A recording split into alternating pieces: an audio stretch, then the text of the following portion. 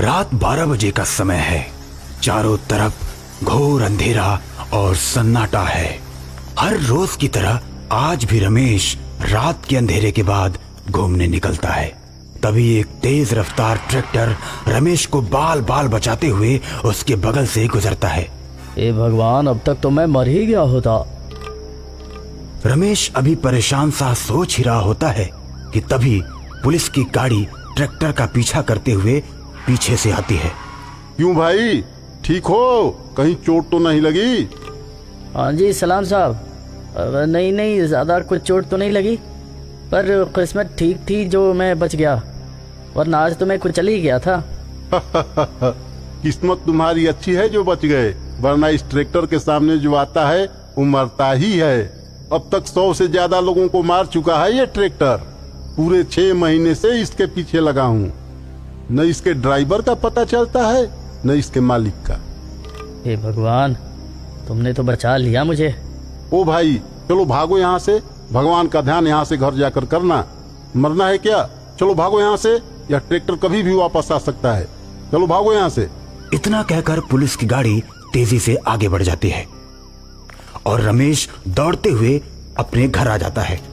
वो सोने की बहुत कोशिश करता है, लेकिन उसको नींद नहीं आती। उसकी आंखों के सामने ट्रैक्टर का दृश्य बार बार नजर आता है। आखिरकार रमेश उठकर बैठ जाता है।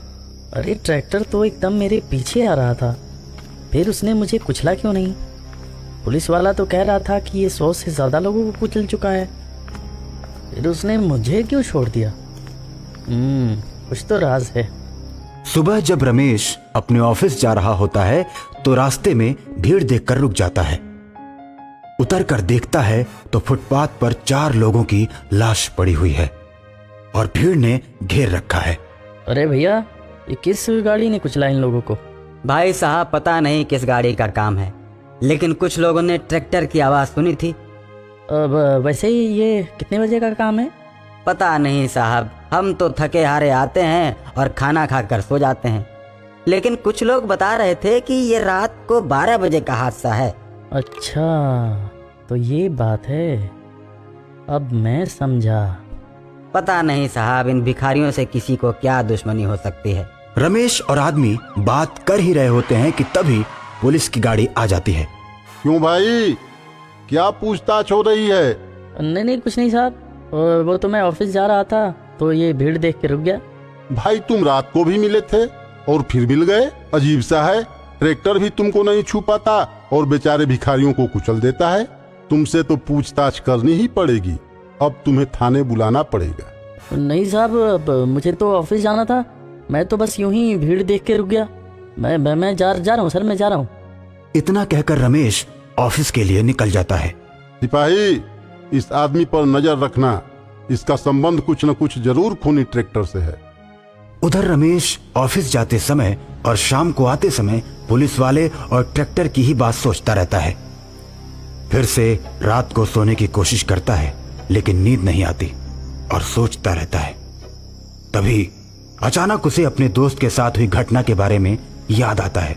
उसे समझ आ जाता है कि मेरा दोस्त अपने ऊपर हुए अत्याचार का बदला ले रहा है और रात को 12 बजते ही रमेश उसी सड़क पर जाता है जिस पर वो ट्रैक्टर मिला था।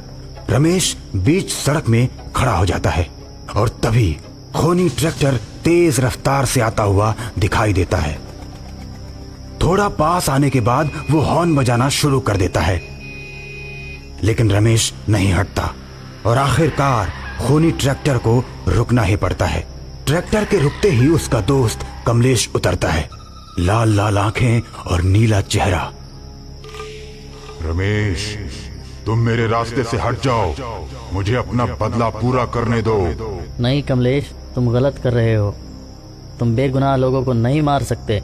नहीं रमेश, मैं सबको मारूंगा। जब मैं बैंक से पैसा लेकर लौट रहा था, लुटेरों ने मेरा पैसा लूटा और मुझे ट्रैक्टर से कुचलकर मार डाला। उस समय मुझे कोई बचाने नहीं आया, इसलिए मैं सबको मार दूंगा, किसी को नहीं छोड़ूंगा। रमेश दूर जाकर गिरता है और कमलेश ट्रैक्टर लेकर चला जाता है।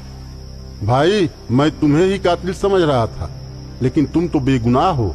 मैंने सब सुन लिया है। मैं एक तांत्रिक को जानता हूँ, वही इस भूत को शांत कर सकता है।